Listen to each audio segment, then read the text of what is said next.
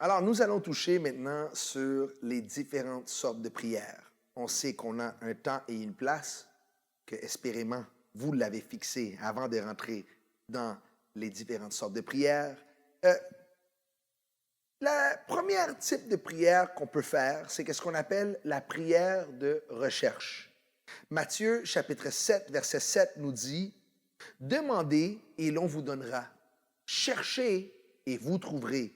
Frappez et l'on vous ouvrira. » Et ça, c'est paroles de Jésus, là. C'est le Seigneur qui a dit ces paroles-là. Donc, la Bible va dire ici, cherchez et vous trouverez. Il y a plusieurs situations qui se passent dans nos vies où est-ce qu'on peut avoir la confusion. On ne sait pas qu'est-ce qu'on est supposé de faire au niveau de notre travail. On n'est pas certain avec certaines situations familiales. On n'est pas certain avec des situations financières. Il y a plein de choses qu'on n'est pas au courant de, qu'on a besoin de chercher. Et quand on cherche, la Bible dit que si l'on cherche, on va trouver. Maintenant, il y a des gens qui peuvent vous poser la question pour dire, mais écoute, mais si je pose à Dieu des questions et je le cherche, comment il va faire pour me révéler la réponse? Comment il va faire pour que je puisse savoir que j'aie la réponse à ma question, que je puisse trouver? Et ça, c'est vraiment ridicule. Parce que Dieu est capable de faire sa part. Toi et moi, on n'a pas besoin de s'inquiéter sur comment Dieu va faire pour qu'on trouve. On doit s'inquiéter sur le fait, est-ce que nous faisons notre part? Parce que la Bible dit que c'est nous qui doit chercher. Donc, il y a plusieurs choses qu'on ne va jamais trouver si on ne cherche pas. Dieu ne va pas te permettre de découvrir les choses que tu ne recherches pas dans ta vie. Ce que tu cherches, c'est ça que tu vas trouver. Donc, dans la prière, c'est normal pour nous de poser des questions. C'est normal pour nous de demander à Dieu plein de questions. Vous savez, une des meilleures manières de voir la prière, c'est vraiment en se disant, Dieu, il est notre Père. Et nous sommes ses enfants. Mes enfants me posent plein de questions. Et les questions qu'ils me posent, je leur réponds.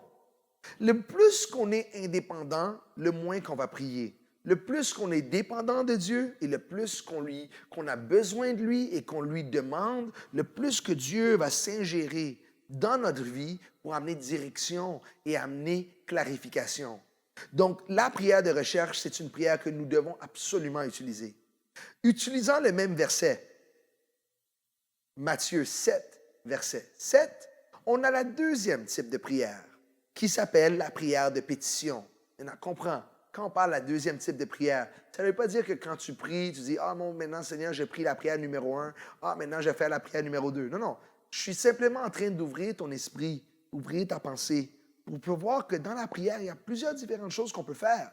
Donc, la prière de pétition, c'est quoi? La prière de pétition, c'est l'aspect dans la prière où est-ce qu'on dit « Demandez et l'on vous donnera ». Ça veut dire, la prière de pétition, c'est une prière où est-ce qu'on fait des demandes à Dieu. Il y a des choses qu'on n'est pas certain si Dieu veut les accomplir ou pas. Il y a des choses qu'on a comme besoin.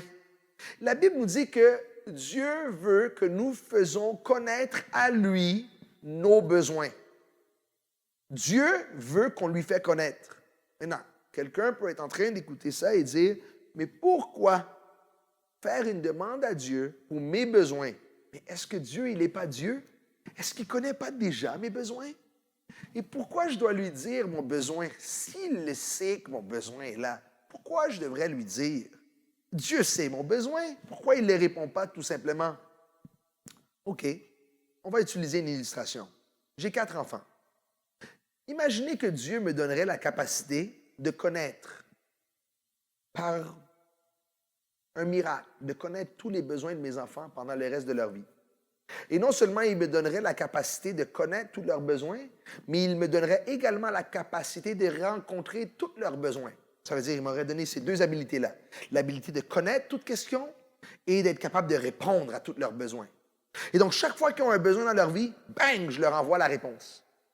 Mes enfants, peut-être, oui, auraient une belle vie, mais je n'aurais pas de relation avec eux. Je n'aurais pas de relation avec eux parce que je ferais simplement leur rencontrer leurs besoins, mais ils ne me parleraient jamais. Et moi, comme père, est-ce que je veux juste voir mes enfants joyeux ou est-ce que comme père, je désire avoir une relation avec eux? Et si je veux une relation avec eux, mais ça sous-entend que s'ils ont un besoin, j'aimerais ça qu'ils m'en parlent. Mais avec Dieu, c'est la même chose. Dieu ne nous a pas sauvés juste pour prendre soin de nous. L'intention numéro 1 de Dieu, c'est d'avoir une relation avec nous parce qu'il nous aime. Et donc, Dieu nous impose de lui donner et de venir à lui avec nos besoins. Nous devons demander. Et Dieu dit, si nous ne demandons pas, nous n'allons pas recevoir. C'est aussi simple que ça. Maintenant, encore quelqu'un peut se dire, mais comment que Dieu va faire pour répondre à ma prière? La partie réponse est à Dieu. Et Dieu, il sait comment il va répondre.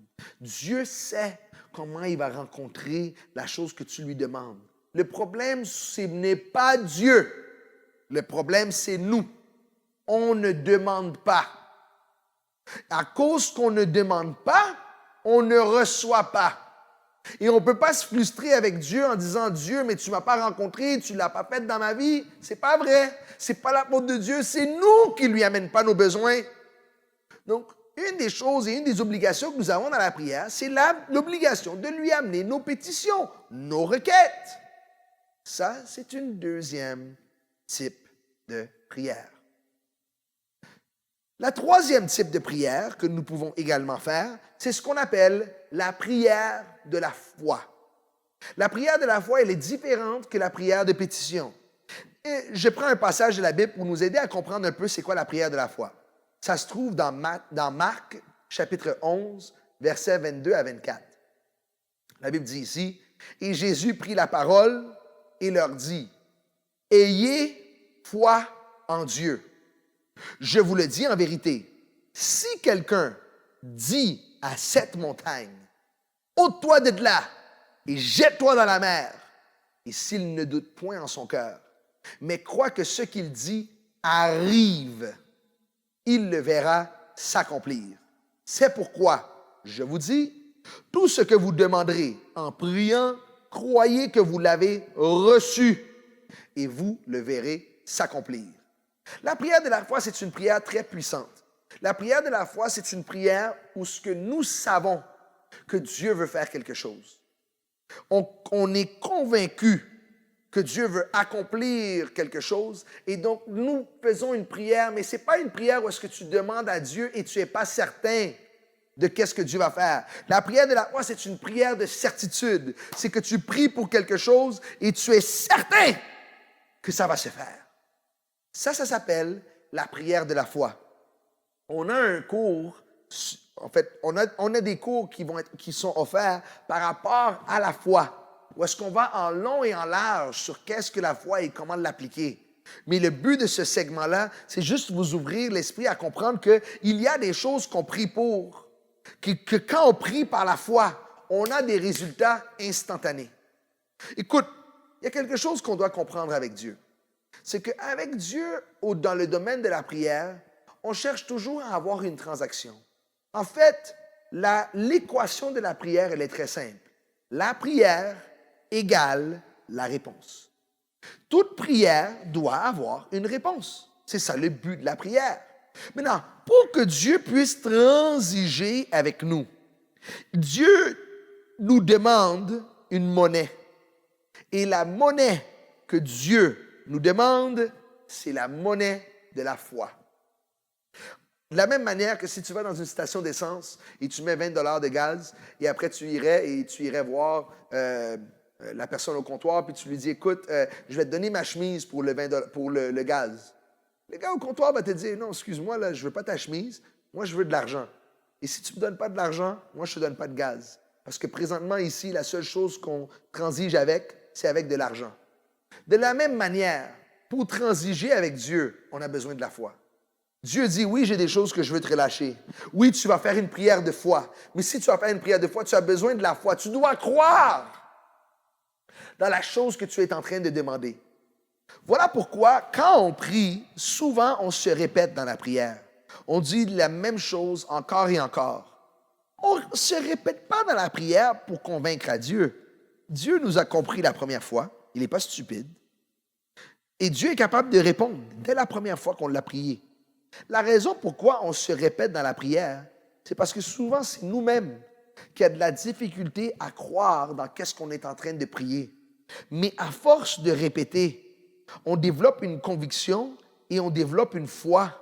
Et on commence à avoir la certitude que le Dieu qu'on adresse notre prière, que ce Dieu-là nous entend et que ce Dieu-là nous répond pendant même qu'on prie. Et lorsqu'on fait ça, on est rentré dans la prière de la foi. Une chose que j'aime beaucoup avec la prière de la foi, c'est que la prière de la foi, ce n'est pas nécessairement une prière qui est seulement adressée à Dieu. Souvent, tu peux prier et tu peux adresser une situation. Comme par exemple, dans l'exemple que Jésus nous donne dans la parole, il va dire ici, si quelqu'un dit à cette montagne, ôte-toi de là. Donc, quand Jésus va dire ici, ôte-toi de là, il est en train de parler à la montagne. De la même manière, lorsqu'on prie, nous pouvons adresser des situations, comme par exemple, je parle à mon couple maintenant, je prie pour mon couple maintenant, je prie pour telle situation maintenant. Tu peux adresser une chose dans la prière et tu peux prier pour que cette chose-là change. Ça s'appelle la prière de la foi. C'est quand on applique notre foi pour que Dieu change la situation de la chose qu'on est en train de prier pour. Ça, c'est la prière de la foi. Un autre type de prière que nous avons dans la parole de Dieu, c'est ce qu'on appelle la prière d'autorité. La prière d'autorité, c'est quoi? Pendant qu'on avance dans notre foi chrétienne et que vous avez reçu le Seigneur, on va réaliser que le monde spirituel est très réel.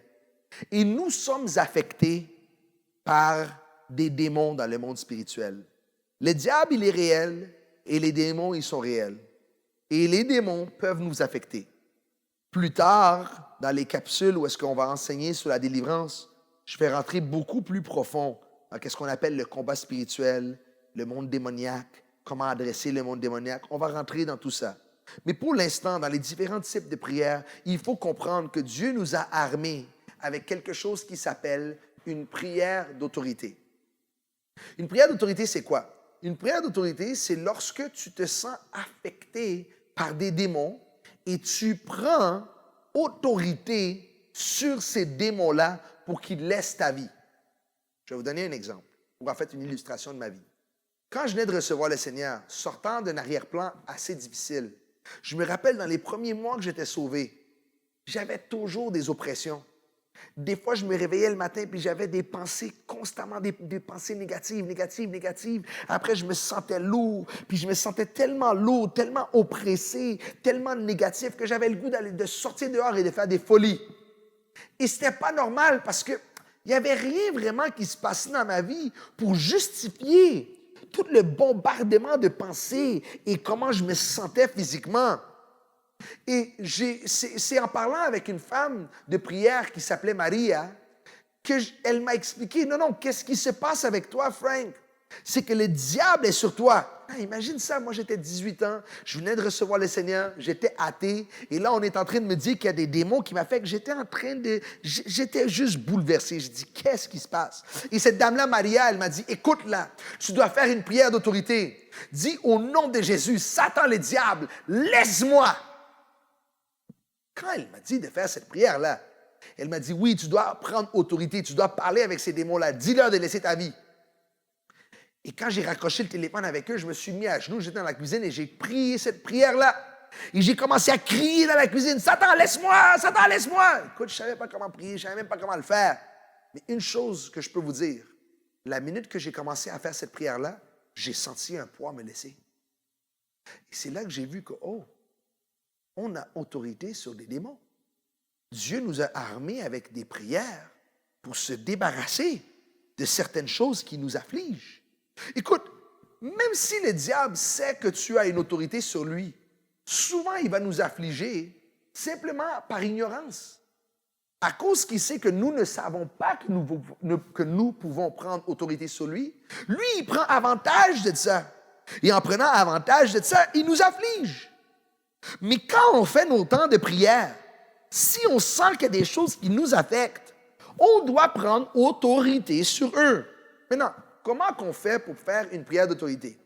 Je vais vous donner comme une mini-formule, mais la prière d'autorité, elle peut même se faire comme Satan laisse-moi. Il n'y a pas une formule exacte, mais je vous donne quand même juste une idée sur comment formuler un type de prière d'autorité.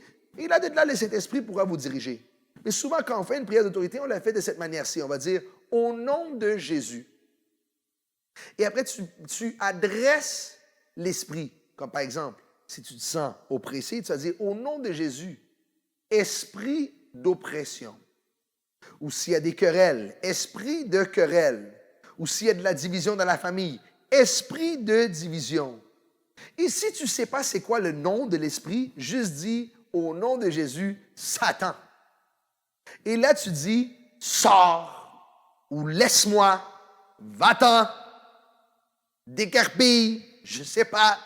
Mais tu ordonnes à cet esprit-là de te laisser. En fait, qu'est-ce que tu es en train de faire? Tu es en train de prendre autorité sur cet esprit-là. Et ça fait partie de notre arsenal dans la prière. La Bible nous dit dans Luc, chapitre 10, versets 17 à 19, les 70, donc 70 des disciples de Jésus, sont revenus à Jésus en lui disant, « Les démons même nous sont soumis en ton nom. » Voilà pourquoi dans la prière d'autorité, j'ai dit, on commence toujours la prière en disant « Au nom de Jésus », parce que les démons sont soumis au nom de Jésus. Alors Jésus leur dit, je voyais Satan tomber du ciel comme un éclair. Voici, je vous ai donné le pouvoir de marcher sur toute la puissance de l'ennemi et rien ne pourra vous nuire. Donc nous avons la responsabilité dans la prière de prendre autorité sur des démons. Ça, c'est ce qu'on appelle une prière d'autorité.